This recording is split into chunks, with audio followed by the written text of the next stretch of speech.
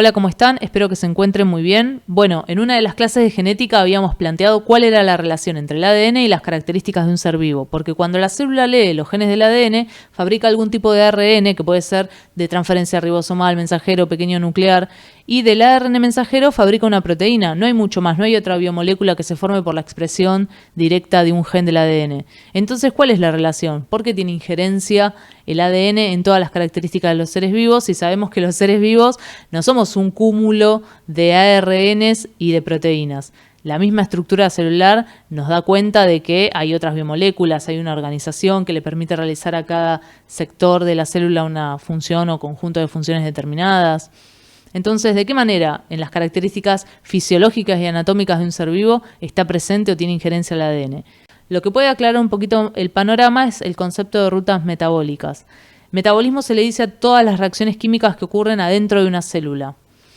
Esas reacciones químicas a veces están relacionadas entre sí porque el producto de una es el reactivo de la siguiente, es decir, sobre lo que fabrica una reacción participa o actúa la reacción siguiente. Entonces se van concatenando. Una depende de la otra. Eso es una ruta metabólica. Y metabólica porque ocurre dentro de la célula. Estas reacciones permiten la formación de los componentes de la célula, como por ejemplo los fosfolípidos de la membrana plasmática o los componentes de otra estructura celular también. A su vez, de estructuras que están afuera de las células, como por ejemplo componentes que forman parte de la matriz extracelular, que en muchos tejidos permite la asociación de una célula con otra para así conformar el tejido o la conformación de órganos. De esta manera vemos cómo las reacciones químicas dan cuenta o permiten la anatomía en el cuerpo de los seres vivos. Y la fisiología también, porque tiene que ver con procesos biológicos en los cuales están implicadas las reacciones químicas celulares. Por ejemplo, la nutrición, la división celular, la apoptosis, incluso el proceso mismo de replicación de ADN, transcripción de los genes, traducción de los ARN mensajeros a proteínas, son procesos biológicos que ocurren gracias a reacciones químicas que suceden en las células. Las reacciones metabólicas no son las únicas reacciones químicas que hace un ser vivo. Por ejemplo, fuera de la célula también hay reacciones químicas. En nuestro caso tenemos las reacciones químicas de la digestión y también un hongo, por ejemplo, cuando libera una enzima al exterior para digerir alguna molécula orgánica del entorno, hace esas reacciones químicas y después absorbe esos nutrientes para nutrirse precisamente. Y bueno, es también una reacción química que hace ese ser vivo, es parte de su fisiología. Entonces también en esa característica está de alguna manera teniendo que ver el ADN. ¿De qué manera? Es lo que nos preguntamos. Bueno, cada reacción química que un ser vivo puede hacer, la puede hacer gracias a una enzima. Y las enzimas resulta que son en su mayoría proteínas, que eso sí es un producto génico, y cuando no son proteínas es ARN, que también es un producto génico. Cada enzima de nuestro cuerpo está fabricada por algún gen de nuestro ADN. Lo mismo ocurre para todos los seres vivos. Y sin esas enzimas las reacciones que realizamos no podrían ocurrir. ¿Por qué? Para que una reacción ocurra necesita acumularse una cantidad de energía que se llama energía de activación. Si no llega a acumularse esa energía, nunca ocurre la reacción. Y hay veces que es tanta la cantidad que necesitaría acumularse que resulta imposible que se acumule. O tardaría demasiado y ya no sería viable para los seres vivos. Bueno, las enzimas vienen a salvarnos de esto y a permitir que seamos viables y que podamos existir. ¿Por qué?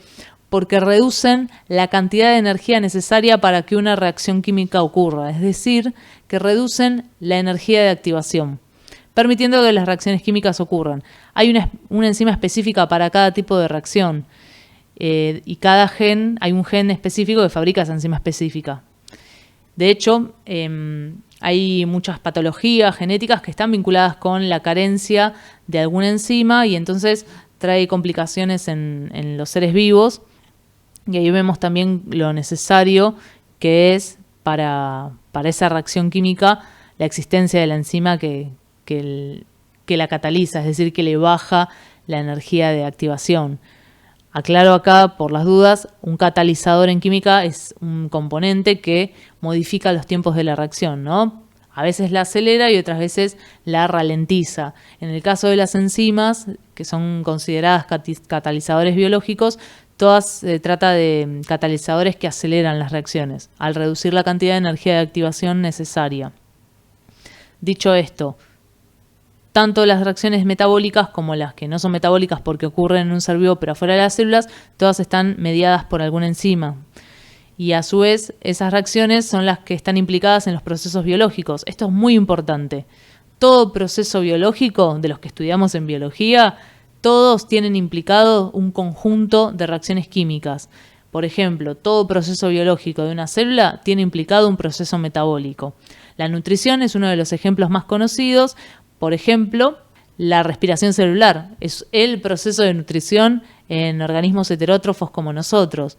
Bueno, es un conjunto de reacciones relacionadas entre sí y en cada reacción participa una enzima determinada.